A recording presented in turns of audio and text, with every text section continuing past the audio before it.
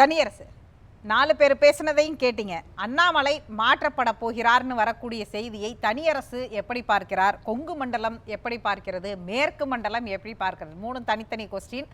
பாஜகவுடைய அடுத்த மாநில தலைவர் யாராக இருப்பார்? தனியரசுடைய யூகம் என்ன? இல்லம்மா, இதுல ரஞ்சித் சார் சொன்னதுல குமாரையா 2 பேருமே அண்ணாமலை ஒரு வீரியமா செயல்பட்டாரு பாஜகவினுடைய வளர்ச்சிக்கு. அதை ஓரளவு கடுமையா மக்களிடத்துல கொண்டு போய் சேர்த்ததுல அண்ணாமலையுடைய பங்கு முதன்மையானதுங்கிறதுல யாரும் மாற்று கருத்து சொல்லல. அதுல நானும் அதை ஒத்துக்கிறேம்மா. ஆனா அதுல பாஜக இப்ப ஒரு தேர்தலில் மாநில தலைவராக யார் இருந்தால் கூட்டணி அமைப்பதுல வசதியா இருக்கும்னு தேசிய தலைமை அல்லது யார் தன்னுடைய பிரதான கட்சி தமிழ்நாட்டில் அண்ணா திராவிட முன்னேற்ற கழகத்தோடு யார் பாஜகவின் மாநில தலைவராக இருந்தால் கூட்டணியை அமைப்பதில், தொகுதிகளை பங்கிட்டுக் கொள்வதில், மக்களிடத்தில் இணைந்து தேர்தல் பரப்புரையை நடத்துவதில் அண்ணாமலை ஒரு நெருக்கடியை அல்லது ஒரு சங்கடத்தை தருவாருங்கிறதுல மாற்று கருத்து இல்லாம அண்ணாமலை மாற்றப்படுவதற்கான வாய்ப்பு கூடுதலா இருக்கு. அதாவது அதிமுக பாஜக தேர்தல் உறவு உறுதியானால் பாஜக அண்ணாமலை தலைவராக நீடிக்க முடியாது. அந்த செய்தி அண்ணாமலைக்கும் தெரியுமா? அண்ணாமலைக்கு தெரிந்தே அந்த இடத்துக்கு ஒரு பொருத்தமான நபரை கொண்டு வந்து விட்டு அண்ணாமலை தற்காலிகமாக விலக்கி கொள்வாருங்கிறதுல அவர் மேலிருந்து விளக்குவாங்க, அவரும் விலகி கொள்வார். அது பாஜக ஒன்றும் புதிதில்லை, மற்ற கட்சி மாதிரி எல்லாம் இல்லை. அதுல நான் ரஞ்சித் சொன்னது உண்மைதான். அதுல நீங்க என்ன கொடுமைனாமா, ஒரு புறம் பாஜகவின் மாநில தலைவரை நீக்கிவிட்டு அல்லது விடுவித்து விட்டு தேர்தல் உறவை பேசுவதாகிறது. இன்னொரு பாஜக என்ன செய்யுதுன்னா, தலைமை டெல்லி தலைமை பாஜக அதிமுக உறவு நீடிக்க வேண்டும் என்றால் அண்ணா திராவிட முன்னேற்ற கழகத்திற்கு எடப்பாடி தலைமையா நீடிக்க வேண்டுமாங்கிறதையும் இந்த விவாதத்துல நாம தொடர்ந்து பல விவாதங்களை பார்க்கிறோம். அந்த பக்கமும் ஒரு ஸ்டார் கண்டிஷன் சப்ளை, ஒரு நிர்பந்தம் இருக்கிறது. அவங்களும் ஒரு நிபந்தனையை வச்சிருக்கிறாங்க. ஆமாமா, இப்ப அந்த குழப்பம் பாருங்க. ஏன்னா நீங்க பாஜகவின் டெல்லி தலைமையின் கட்டுப்பாட்டில் அதிமுகவும் இருக்கிறது.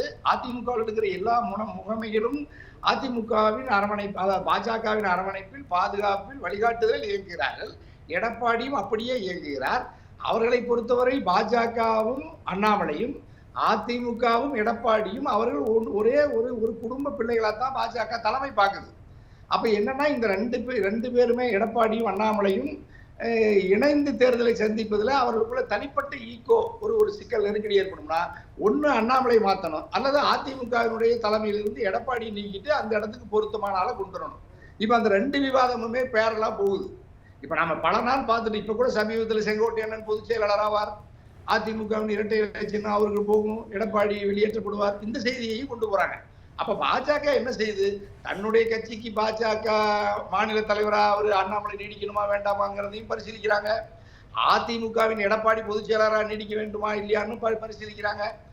இந்த கொடுமை உலகத்துல எனக்கு தெரிய தமிழ்நாட்டில் இதுவரைக்கும் இல்லாத ஒரு விவாதத்தை இப்ப பாஜக அப்படி ஒரு நெருக்கடியை கொண்டு வந்து நிறுத்தியிருக்கு. அப்ப பாஜகவின் கட்டுப்பாடு அல்லது விருப்பத்திற்கு மீறி ஒரு திராவிட பேர் இயக்கம், அண்ணா திராவிட முன்னேற்ற கழகம், அதன் பொதுச் செயலாளராக இப்பொழுதும் இருக்கிற எடப்பாடியால் வீரியமாக தன்னுடைய கட்சியை உறுதியோடு தலைமையேற்று நடத்துகிறாரா? இல்லை, அவரும் பலகீனப்பட்டு கிடக்கிறார், தடுமாறுகிறார். அப்ப அது ஓரளவு போட்டியாளர்களாக இருந்த சின்னம்மாவை, டிடிவியை, அண்ணன் ஓபிஎஸ்ஐ ஒரு நெருக்கடியை தந்து பலகீனப்படுத்தி தனிமைப்படுத்திட்டார். சரி, இப்ப இந்த நிலை நீடிக்குதுன்னு பார்த்தோம்னா, இன்னொரு இடத்துல செங்கோட்டையன் இப்ப டெல்லிக்கு போறாரு, நிர்மலாமாவை பாக்குறாங்க, அமித்ஷாவை பார்த்ததா சொல்றாங்க. அப்ப இன்னொரு துண்டு, அதாவது நீங்க சொன்னீங்க மேற்கு மண்டலத்தில் ஏற்கனவே அண்ணாமலைக்கான செல்வாக்கு எப்படி, அதுல எடப்பாடிக்கு மேற்கு மண்டலத்தில் இருக்கிற கூடுதல் ஒரு கவனம் எப்படி இருக்கு, அதுல செங்கோட்டையன் அதிமுகவில் இருந்து எடப்பாடியோடு இப்பொழுது அவர் முரண்பட்டு அவர்களுக்குள்ள இருக்கிற உறவு துண்டிக்கப்பட்ட நிலையில அவரும் டெல்லியோடு உறவை ஏற்படுத்தி கொண்டு அதோடு பேசுகிற சூழ்நிலை இருக்கிற பொழுது, இன்னைக்கு சட்டப்பேரவையில் நடந்த 2 நிகழ்வுகளையும் சேர்த்து உங்ககிட்ட அதோட சேர்த்து சொல்றேன். நான் மேற்கு மண்டலத்தோட நயினார் நாகேந்திரனை சந்தித்து எல்லா அதிமுக சட்டமன்ற உறுப்பினர்கள் நிறைய பேர் பக்கத்தில் உட்காந்து பேசிட்டு இருந்தாங்க அப்படின்றது, முன்னாள் அமைச்சர் கடம்பூர் ராஜு தொடங்கி நிறைய பேர் போய் பேசிட்டு இருந்தாங்க அப்படிங்கிறது ஒரு செய்தியா சட்டமன்றத்தில் இன்னைக்கு பார்க்கப்பட்டுச்சு. அடுத்து இன்னொன்று, அவங்க கிட்ட தான் அந்த கேள்வி, அடுத்து இன்னொன்றும் சொல்லப்பட்டுச்சு. அதாவது வந்து செங்கோட்டையனை பார்த்து அதிமுக எம்எல்ஏக்களே கேள்வி எழுப்புனாங்க. நீங்க எதுக்கு டெல்லிக்கு போனீங்கன்னு கேட்டாங்க. அவர் வந்து மௌனமா கடந்துட்டாரு, புன்னகையோட கடந்துட்டாருன்னு இரண்டுமே இன்னைக்கு சட்டப்பேரவையில நடந்துச்சு அப்படின்னு எல்லாரும் சொல்றாங்க. இந்த இரண்டு நிகழ்வுகளும் என்ன மாதிரியா பார்க்கப்படும்? அதுதான் நான் சொன்னேன்லம்மா, இப்ப அதிமுகவும் அண்ணாமலை அல்லது பாஜகவும் அமித்ஷாவும் மோடியும் வெவ்வேறு அல்ல அப்படின்னு நான் இந்த காலமா உறுதிபட சொன்னேன். அதுதான் இப்ப இன்னைக்கு நீங்க வந்து நான் நயினார் நாகேந்திரனை கிட்டத்தட்ட அந்த இடத்துல அந்த விவாதத்தில் இருக்கிறாரு, அவரு பொறுப்புக்கு வரக்கூடாது, அண்ணாமலைக்கு மாற்றான்னு ஒரு பார்வை இருந்துச்சு. ஏன்னா நீங்க பாஜகவை பொறுத்தவரை அதனுடைய வரலாற்றில் தமிழ்நாட்டின் மாநில தலைவராக ஏனைய பல்வேறு சமூகங்களை அவர்கள் ஒரு பரிச்சாத்தியமாக அல்லது வளர்ச்சிக்காக ஒவ்வொரு சமூகமாக மாற்றிக்கொண்டே வருவார்கள். அதுல இப்ப நீங்க பல்வேறு தமிழ் சமூகத்துல இருக்கிற பல்வேறு சமூகங்களை போட்டாங்க. இப்ப நம்ம முருகன் ஒரு சமூகத்தை சார்ந்தவருங்கிறதுக்காக போட்டு மேற்கு மண்டலத்துல ஒரு ஆதரவு சக்தி உருவாக்குனாங்க. அப்புறம் தமிழிசை அம்மாவை போட்டாங்க, பொன் ராதாகிருஷ்ணன் இருந்தாங்க, இன்னும் கிருபாகரன் மாதிரியான சேலத்துல இன்னொரு பிரிவு போட்டாங்க. இப்படி பல பொறுப்புகளை போட்டுக்கிட்டே வந்துட்டு முக்குளத்து சமூகத்துல இருந்து இதுவரைக்கும் யாரும் பாஜக மாநில தலைவராக வராததுனால ஏற்கனவே தென் மாவட்டங்கள் இப்போ ஓரளவு பாஜக அங்கு கால் பதிப்பதற்கான சூழல் நிலவுறதுனால அதிமுகவோடும் அவர் ஏற்கனவே அதிமுக காரர் ஒரு மென்மையான அணுகுமுறையை கடைபிடிக்கக்கூடியவர் என்பதனாலையும் ஒரு முக்குளத்து சமூகத்தின் பிரதிநிதியாகவும் இருக்கிறதுனால அவரை இந்த தேர்தல் நேரத்துல நயினார் வருவாருங்கிறத நம்ம எல்லாரும் யூகிச்சாங்க. அதுக்கிட்டத்தட்ட நானே அது ஓரளவு அந்த பொருத்தி பார்த்து சொன்னேன். அந்த அடிப்படையில் ஏன்னா நீங்க ஏற்கனவே அங்க இருக்கிற நாடார் சமூகத்தை சார்ந்தவர்கள் 2 முறை இருந்து அந்த சமூகத்துக்குள்ள அந்த கட்சி ஓரளவு வலிமை பெற்றிருக்கிறது பாஜக. அப்ப முக்குளத்து சமூகத்துக்குள்ள இருந்து ஒருத்தர் நயினார் நாகேந்திரன் வரணும்னு பாஜக தலைமை விரும்புகிறது. ஏற்கனவே மேற்கு மண்டலத்துல ஏற்கனவே ராதாகிருஷ்ணன் இருந்தாரு, இப்ப அண்ணாமலையும் இருக்காரு. அப்ப நீங்க இன்னும் ஒரு முதன்மையான ஒரு பெரும்பான்மை சமூகமா அண்ணன் நயினார் இருக்கிறதுனால ஒரு வகையில பாஜக தலைமைக்கு அது ஒரு பிளஸ். ரெண்டாவது அதிமுகவோடு உறவு வைத்துக் கொள்வதில் நயினார் இருந்தாருன்னா இன்னும் ரொம்ப மிக இலகுவா அந்த வேலையை முடிச்சிருவாங்க. அது எடப்பாடியும் ஒத்துக்குவாரு, ஏனையவங்களும் ஒத்துக்குவாங்க. அதுல நீங்க இன்னும் ரொம்ப கவனமா பார்க்கணும். கடம்பூர் ராஜனை பாக்குறாரு, ஒரு கட்சியில இருந்து இன்னொரு கட்சிக்கு போற அட்வான்டேஜ்ல இதுவும் ஒண்ணுங்கறத இப்ப தடியரசு சொல்லி புரியுது. இது ஆமாமா, அது இன்னொரு அதுதான். ஏன்னா நீங்க உங்களுக்கு நல்லா தெரியும், பாஜகவோடு அதிமுக உறவு இல்லைங்கிற நிலையில முதல் பத்திரிகையே நயினார் நாகேந்திரனுடைய வீடு தேடி சென்று தனிப்பட்ட முறையில் எஸ்பி வேலுமணி எடப்பாடியுடைய மெய்காப்பாளர் அனுமனுக்கு, அதாவது ராமருக்கு அனுமர் மாதிரி இருந்த எஸ்பி வேலுமணி முதல் சந்திப்பா திருநெல்வேலியில் போய் நயினார் நாகேந்திரன் வீட்டுக்கு போய் ரொம்ப உறவை இன்னும் வலிமைப்படுத்தி செழுமைப்படுத்துகிறார் நயினார் நாகேந்திரன். இப்போ அப்பொழுதே கிட்டத்தட்ட ஒரு 3-4 மாதங்களுக்கு முன்பே இன்று சட்டமன்ற பேரவைக்குள்ள போய் ஆர்பி உதயகுமார் சட்டமன்ற குழுவினுடைய எதிர்கட்சி துணைத் தலைவர் போய் பேசுறாரு. 4 நாளைக்கு முன்னாடி அமித்ஷா இரும்பு மனிதர்னு வாழ்த்தி வானராகி புகழ்ந்து பேசிய அதே ஆர்பி உதயகுமார் எடப்பாடியினுடைய வலதுகரம் இன்னைக்கு போய் நயினார் அண்ணன் போய் சட்டமன்றத்துக்குள்ள இன்னும் ரொம்ப நெருக்கமா உரையாடலை நிகழ்த்துறாங்க.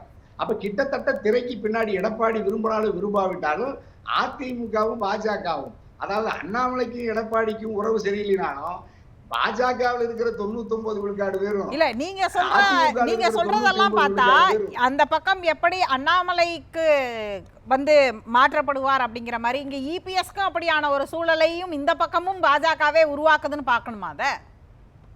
அதனாலதான் போய் பேசுறாங்களா? அதுக்குதாமா உறுதியாமா. இப்ப எல்லாருமே அதிமுகவுல என்ன பேசுறாங்கன்னா, எடப்பாடி மட்டும்தான் அதிமுகவினுடைய பிரிந்து போனவர்களை ஒன்றுபடுத்துவதிலும் எடப்பாடி மட்டுமே தனிப்பட்ட முறையில் பிடிவாதமாக இருந்து அதை ஏற்க மறுக்கிறார். அதாவது ஓபிஎஸ் டிவி சின்னமாவை இணைக்கவோ ஏற்கவோ மறுக்கிறாருங்கிற ஒரு பெரும் பணியும் குற்றச்சாட்டையும் சுமந்தே வருகிறார் எடப்பாடி. தோற்ற பிறகும் அதை மறுபரிசீலனையே எடுத்துக்கிறார் 2024 தேர்தலில்.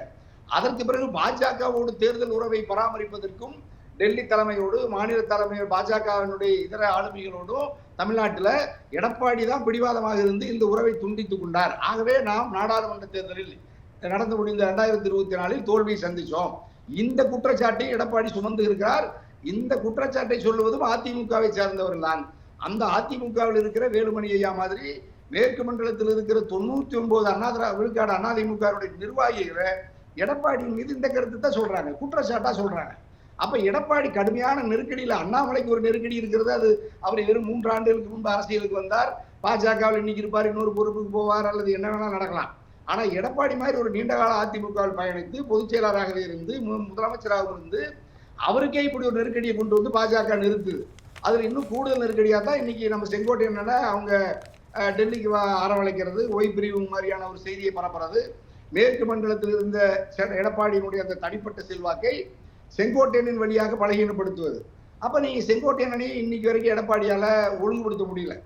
எடப்பாடியை விட்டு யார் வெளியேறுகிறார்களோ அவர்களை ஒருபோதும் ஏற்க மறுக்காத எடப்பாடியினுடைய இந்த பிடிவாத போக்கு அண்ணாமலையோடைய இந்த உறவை பராமரிக்க முடியல. அப்ப அண்ணாமலையோடோ பாஜகவின் இதர ஆளுமைகளோடோ தன்னுடைய கட்சியிலிருந்து பிரிந்து போன எவரொரு மீதும் ஒரு ஒரு ஒரு ஒரு ஜனநாயக பண்புகளோடு